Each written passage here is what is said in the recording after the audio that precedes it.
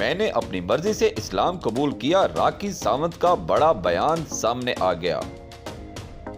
राखी सावंत का कहना है कि मैंने अपनी मर्जी से इस्लाम कबूल किया है। बॉलीवुड की मुतनाज़ा डांसर और अदाकारा राखी सावंत अपनी दूसरी शादी के बाद से ही एक बार फिर शह सुर्खियों की जीनत बनी हुई हैं। ताहम इस बार इन्होंने लू जहाद की अफवाहों को बेबुनियाद करार दे दिया है।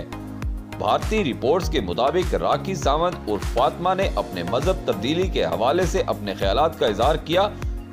इसे अपनी मर्जी करार देते हुए लू जहाद के दावों को बेबुनियाद करार दे दिया।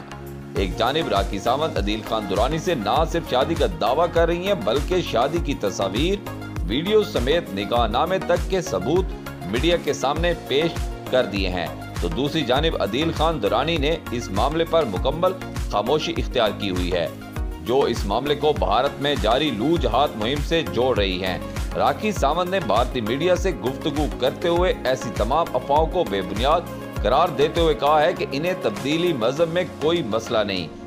इन्होंने अपनी मर्जी से इस्लाम कबूल किया। यह हिंदुस्तान है, कोई तालिबान तो नहीं, और यहाँ हर चीज की इजाजत है। इन्होंने मजीद कहा है कि इस मामले को लू जहाज से जोड़ने से ग्रेस किया जाए, क्योंकि इससे इनका मामला और पेचीदा हो जाएगा।